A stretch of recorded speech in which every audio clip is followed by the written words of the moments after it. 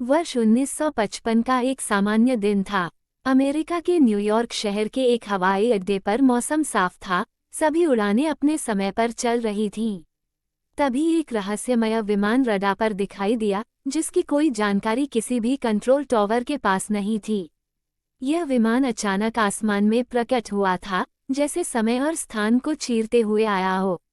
यह विमान था पैन अमेरिकन एयरलाइंस फ्लाइट 914, एक डगलस DC-4 मॉडल का हवाई जहाज, जो 2 जुलाई 1955 को न्यूयॉर्क से मियामी के लिए उड़ान भर चुका था। इस विमान में कुल 57 यात्री और 4 क्रू सदस्य सवार थे। लेकिन जैसे ही यह फ्लाइट रवाना हुई, कुछ ही मिनटों बाद इसका रडार संपर्क टूट गया। विमान गायब हो गया। गायब हो जाने की घटना।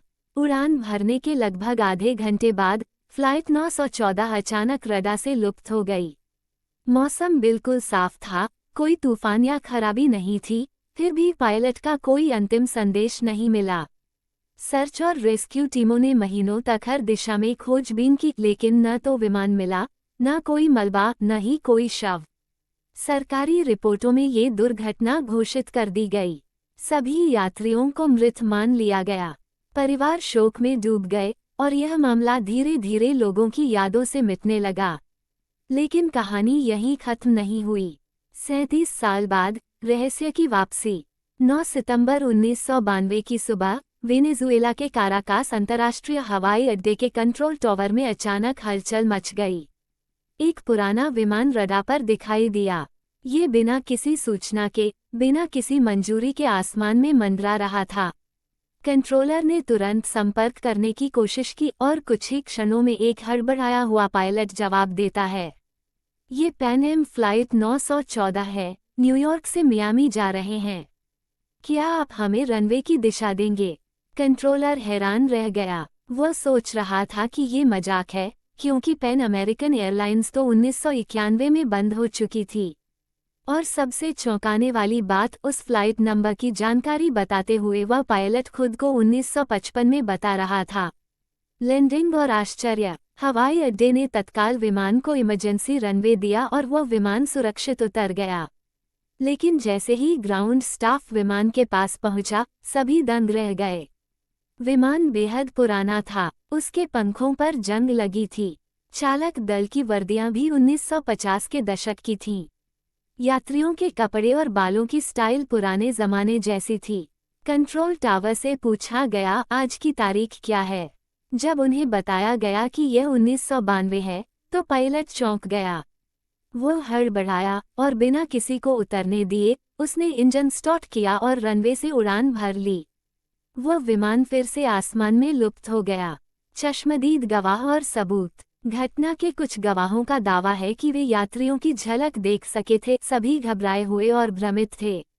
कुछ लोगों ने तस्वीरें भी ली, लेकिन जल्द ही सरकारी एजेंसियों ने उन तस्वीरों को जब्त कर लिया। कहा जाता है कि इस घटना के बाद वेनेजुएला सरकार और अमेरिका की एजेंसी FBI ने जांच शुरू की, लेकिन फिर मामला शांत कर दिया गया। कुछ रिपोर्टों में ये दावा भी किया गया कि विमान ने एक अंतराल टाइम लैप्स या टाइम पोर्टल से यात्रा की थी, यानी समय में दरार। सवाल जो आज भी गूंजते हैं, क्या समय में यात्रा करना संभव है? क्या फ्लाइट 914 वास्तव में 37 साल बाद लौटी थी? सरकारों ने इसे क्यों छुपाया? बहुत से लोग मानते हैं कि यह केवल एक अफवाह थी, एक मनगढ़ंत कहानी जिसे इंटरनेट और अफवाहबाजी ने फैलाया। लेकिन कुछ चश्मदीद गवाह, जिनकी आंखों के सामने यह विमान उतरा और फिर उड़ गया, आज भी उसी बात पर अडिग हैं। वैज्ञानिक दृष्टिकोण। विज्ञान इस प्रकार की घटनाओं को मान्यता नहीं देता। किसी भी आधिकारिक रिपोर्ट में ऐसी कोई पुष्टि नहीं है।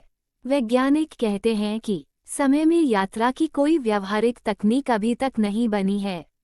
ये कहानी टाइम ट्रैवल मिथ से प्रेरित है। मीडिया और पॉप संस्कृति। फ्लाइट 914 की यह कहानी समय के साथ एक शहरी किंवदंती, अर्बन लेजेंड बन गई। इस पर कई यूट्यूब वीडियो, किताबें और रेडियो कार्यक्रम बने। कुछ ने इसे बरमूडा ट्रायंगल से जोड़ा, कुछ ने एलियंस की साजिश बताया।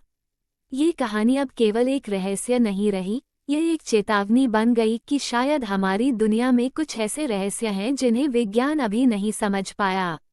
निष्कर्ष 914 विमान की कहानी एक ऐसा रहस्य है जिसे प्रमाणित नहीं किया जा सका, लेकिन लाखों लोगों की कल्पना में यह आज भी जीवित है।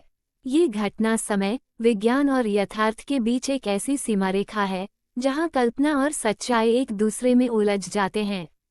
क्या फ्लाइट 914 वाकई समय में खो गया था, या ये बस एक भुला दी गई कहानी है जिसे किसी ने फिर से जिंदा कर दिया? इसका उत्तर शायद कभी न मिले।